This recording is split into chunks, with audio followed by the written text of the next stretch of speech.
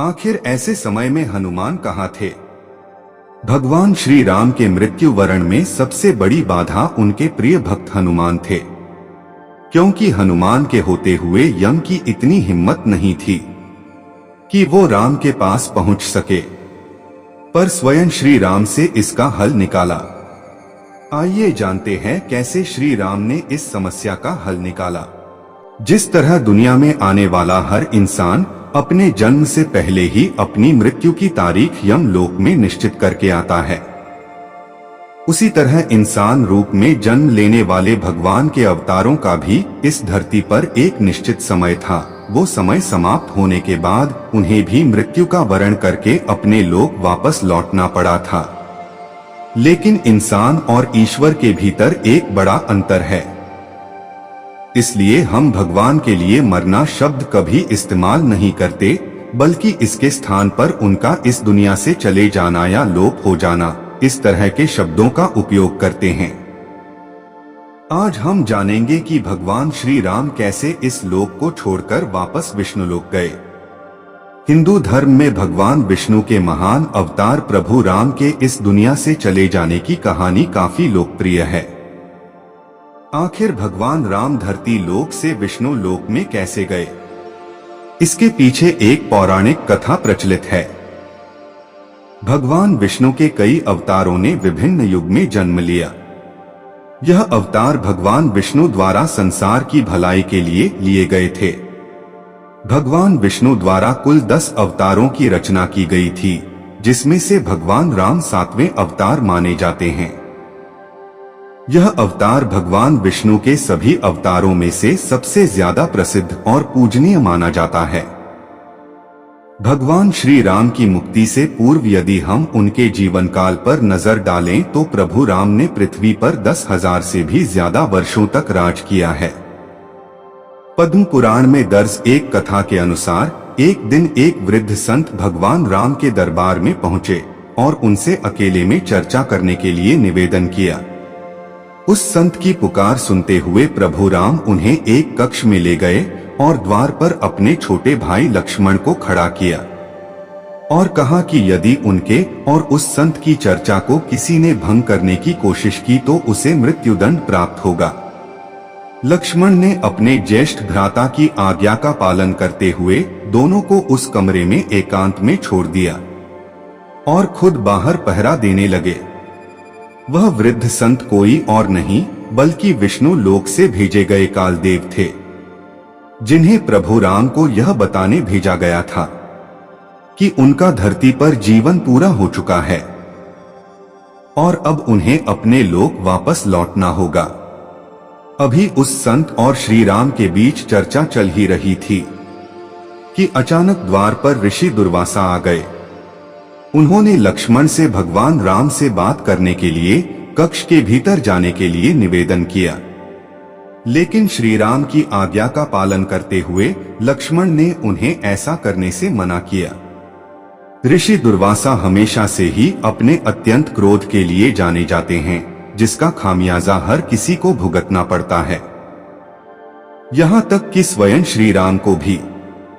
लक्ष्मण के बार बार मना करने पर भी ऋषि दुर्वासा अपनी बात से पीछे ना हटे और अंत में लक्ष्मण को श्री राम को श्राप देने की चेतावनी दे दी। अब लक्ष्मण की चिंता और भी बढ़ गई। वे समझ नहीं पा रहे थे कि आखिरकार अपने भाई की आज्ञा का पालन करें या फिर उन्हें श्राप मिलने से बचाएं। लक्ष्मण हमेशा से अपने ज्येष्ठ भाई श्री राम की आज्ञा का पालन करते आए थे।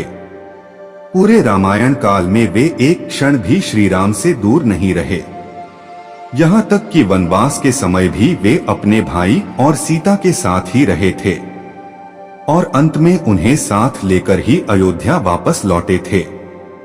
ऋषि दुर्वासा द्वारा भगवान राम को श्राप देने जैसी चेतावनी सुनकर लक्ष्मण काफी भयभीत हो गए और फिर उन्होंने एक कठोर फैसला लिया।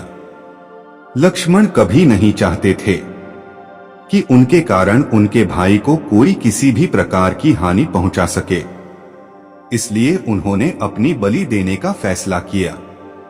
उन्होंने सोचा यदि वे ऋषि दुर्वासा को भीतर नहीं जाने देंगे तो उनके भाई को श्राप का सामना करना पड़ेगा। लेकिन यदि वे श्री राम की आज्ञा के विरुद्ध जाएंगे तो उन्हें मृत्यु दंड भुगतना होगा। यही लक्ष्मण ने सही समझा। वे आगे बढ़े और कमरे के भीतर चले गए। लक्ष्मण को चर्चा में बाधा डालते देख श्री राम ही धर्म संकट में पड़ गए।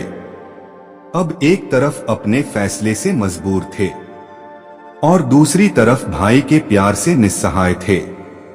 उस समय श्री राम ने अपने भाई को मृत्यु दंड देने के स्थान पर राज्य एवं देश से बाहर निकल जाने को कहा। उस युग में देश निकाला मिलना मृत्यु दंड के बराबर ही माना जाता था। लेकिन लक्ष्मण, जो कभी अपने भाई राम के बिना एक क्षण भी नहीं रह सकते थे, उन्होंने इस दुनिया को ही छोड़ने का निर्णय लिया।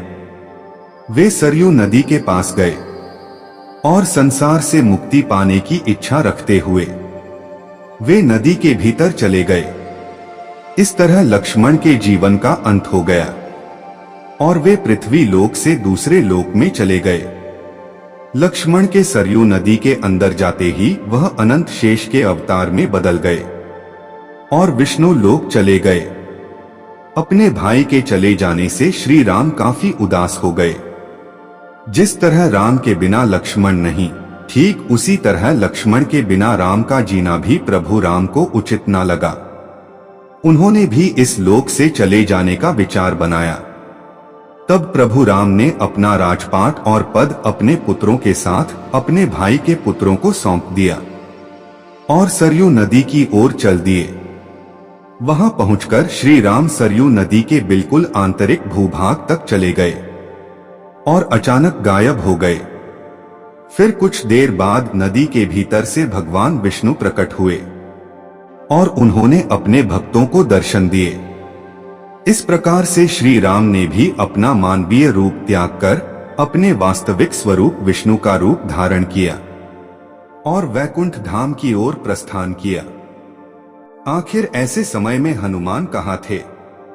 भगवान श्री राम के मृत्यु वरण में सबसे बड़ी बाधा उनके प्रिय भक्त हनुमान थे, क्योंकि हनुमान के होते हुए यम की इतनी हिम्मत नहीं थी कि वो राम के पास पहुंच सके, पर स्वयं श्री राम से इसका हल निकाला। आइए जानते हैं कैसे श्री राम ने इस समस्या का हल निकाला। राम जान गए थे कि उनकी मृत्यु का समय हो गया था। वह जानते थे कि जो जन्म लेता है उसे मरना पड़ता है। यम को मुझ तक आने दो, मेरे लिए वैकुंठ, मेरे स्वर्गिक धाम जाने का समय आ गया है, उन्होंने कहा। लेकिन मृत्यु के देवता यम अयोध्या में घुसने से डरते थे, क्योंकि उनको राम के परम भक्त और उनके महल के मुख्य प्रहरी हनुमान से भय लगता था। यम के प्रवेश के लिए हनुमान को हटाना जरूरी था। इसलिए राम ने अपनी अंगूठी को महल के फर्श के एक छेद में से गिरा दिया और हनुमान से इसे खोजकर लाने के लिए कहा। हनुमान ने स्वर्ण का स्वरूप छोटा करते हुए बिल्कुल भंवरे जैसा आकार बना लिया और केवल उस अंगूठी को ढूंढने के लिए छेद में प्रवेश कर गए। वह छेद केवल छेद नहीं था, बल्कि एक सुरंग का रास्ता था जो सांपों के नगर नागलोक तक जाता था। हनुमान नागों के राजा वासुकी से मिले और अपने आने का कारण बताया। वासुकी हनुमान को नागलोक के मध्य में ले गए, जहां अंगूठियों का पहाड़ जैसा ढेर लगा हुआ था। यहां आपको राम की अंगूठी अवश्य ही मिल जाएगी, वासुकी ने कहा। हनुमान सोच में पड़ गए कि वो कैसे उसे ढूंढ पाएंगे, क्योंकि ये तो भूसे में सुई ढूंढने जैसा था।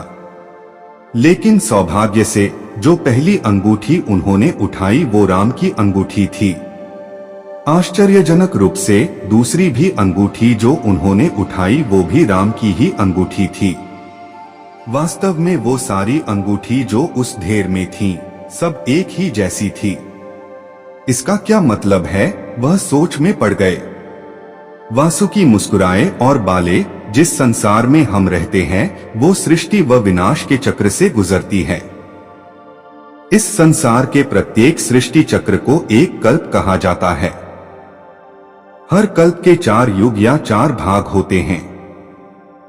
दूसरे भाग या त्रेता युग में राम अयोध्या में जन्म लेते हैं।